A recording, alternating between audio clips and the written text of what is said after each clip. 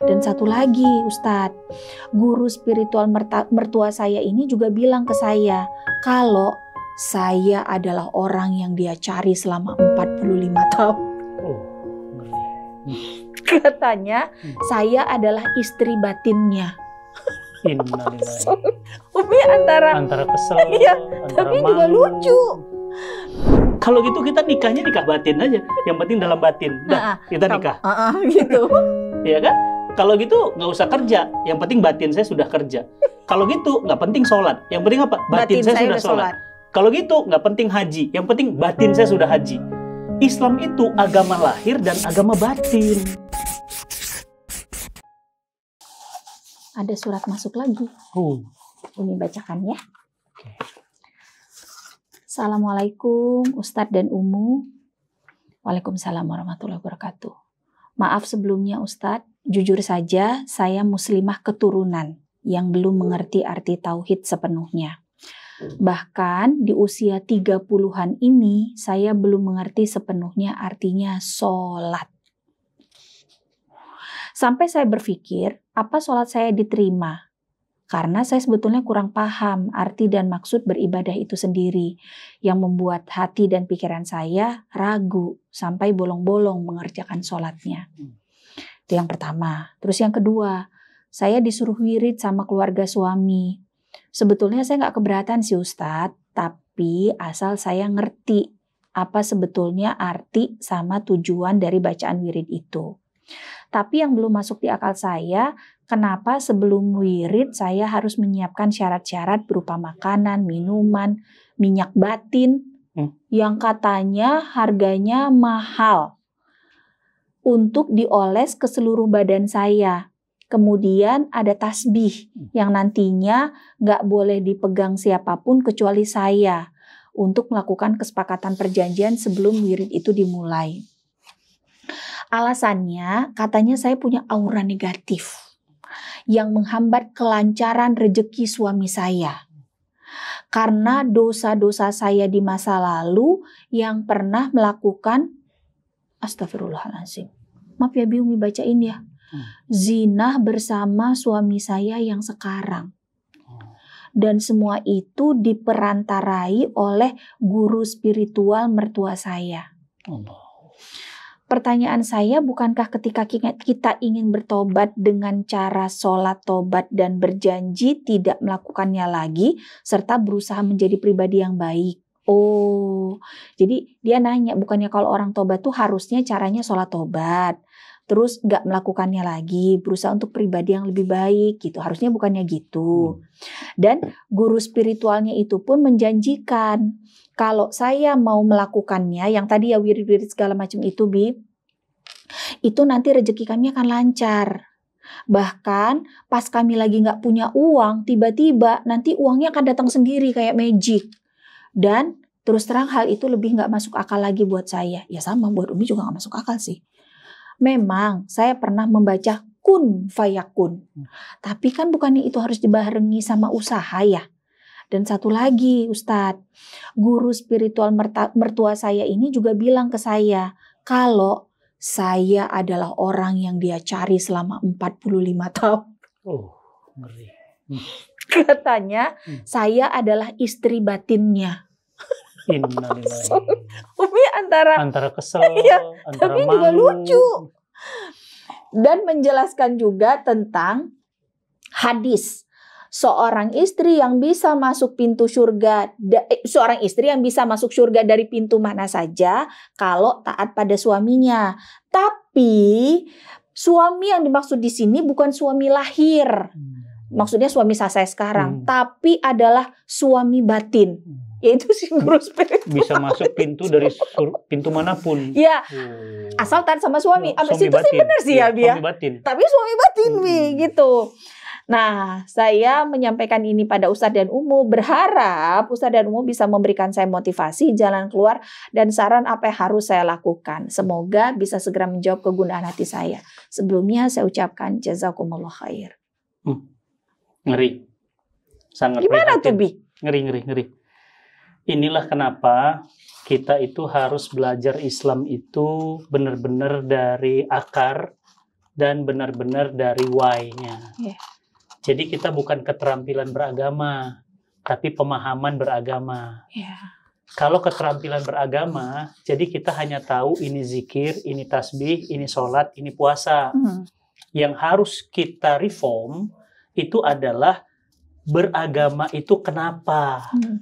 Why? Kalau kita dapat why dalam keislaman, maka nanti what-nya akan ngedorong sendiri. Yeah. Karena kita sudah temukan kenapa kita menyembah Allah. Kenapa kita mengimani Quran. Kenapa kita harus hidup di dunia. Apa tujuan hidup kita di dunia. Kemana kita setelah mati kita. Ada apa kehidupan setelah mati kita. Itu semuanya why. Jadi sebenarnya si Mbak itu nggak sendirian. Ada miliaran manusia. Ada banyak orang di luar sana yang beriman bukan karena kenapa, tapi itu apa. Karena keturunan tadi yang disebutkan. Maka mulai hari ini, siapapun kita harus merubah format barunya. Dan setiap orang tua, setiap guru, jangan marah. Kalau seorang anak bertanya, kenapa harus ada Allah? Emang kenapa harus ada neraka? Jangan marah. Jawab. Kalau tidak bisa jawab, disitulah salahnya kita harus update dan upgrade ilmu. Itu yang pertama. Yang kedua, ini membuktikan betapa di luaran sana banyak iblis berjubah. Iblis berjubah. Garis bawahi. Tragedi iblis berjubah ini yaitu tadi. Memelintir ayat-ayat hadis, ayat-ayat Quran sesuai dengan nafsunya. Bukan sesuai dengan wahyu. Padahal Allah katakan, wa ma yantiku anil hawa in huwa illa wahyu yuha. Yang diucapkan Muhammad itu nggak pernah nafsu. Itu semua wahyu. Di mana ada suami batin? Kalau gitu kita nikahnya nikah batin aja. Yang penting dalam batin. Udah, kita nikah. Gitu. Iya kan? Kalau gitu nggak usah kerja. Yang penting batin saya sudah kerja. Kalau gitu nggak penting sholat. Yang penting apa? Batin saya sudah sholat. Kalau gitu nggak penting haji. Yang penting batin saya sudah haji. Islam itu agama lahir dan agama batin. Dan tidak pernah Islam mengajarkan batin tanpa lahir. Atau lahir tanpa batin. Jadi ini kejahatan. Ini kriminal. Menurut Abi yang kayak gini harus dicurigai, dijauhkan, dan dilaporkan kepada pihak berwajib untuk apa? Dihukumi. Ini sudah melecehkan agama. Iya. Ini melecehkan agama. Dari mana dia bilang 40 tahun inilah istri batin saya yang saya rindukan. Ini kan nafsu ngomongnya. Nafsu berkedok agama. Nah ini nggak boleh. Harusnya kita, nafsu kita tunduk sama agama. Bukan agama tunduk sama nafsu kita. Jadi nafsu Abi jawabnya. Abi Untung Abi nggak react sekarang. Udah kayak ke Sudirman ini hampir nih. Ah, Sudirman sama itu. Itu iblis berjubah itu. Jadi bukan Abi anti jubah Mi gitu loh. Karena Abi juga punya jubah di rumah. Abi di rumah jubah banyak gitu. Tiap umroh beli jubah. Bukan itu problemnya gitu loh. Tapi ini problem kejahatan. Berarti problemnya dua. Umat Islam yang lemah keimanannya, keislamannya, ditambah makelar-makelar iblis ini yang bergentayangan. Jadi sudahlah penyakitnya. Umat ini lemah internalnya, imunnya lemah, virusnya masuk. Jadi. Terus apa yang harus kita lakukan? Yang pertama, tolak. Itu nggak benar sama sekali. Rasulullah adalah orang yang paling kaya lahir dan batin. Apakah beliau pernah menikahi para istrinya dengan batinnya saja? Atau Rasul pernah ngomong, inilah ya istri Ummul Mukminin Zainab ini orientasi aku udah 40 tahun yang lalu nih, sebelum jadi nabi malah gitu. Kan nggak pernah kita temuin itu.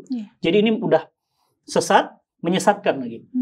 Yang kedepannya, Mbak, istighfar pada Allah, bertobat karena pernah melakukan hubungan terlarang di masa lalu, bertobat dengan sholat taubat, berkomitmen untuk jadi muslimah yang benar, datang ke majelis ilmu, bertanyalah kepada ahli ilmu yang benar-benar capable, integritinya teruji. Gampang kok, di sosial media sekarang bisa kita lihat nih orang capable nggak, layak nggak ngomong keislaman, meskipun tanpa harus sertifikasi.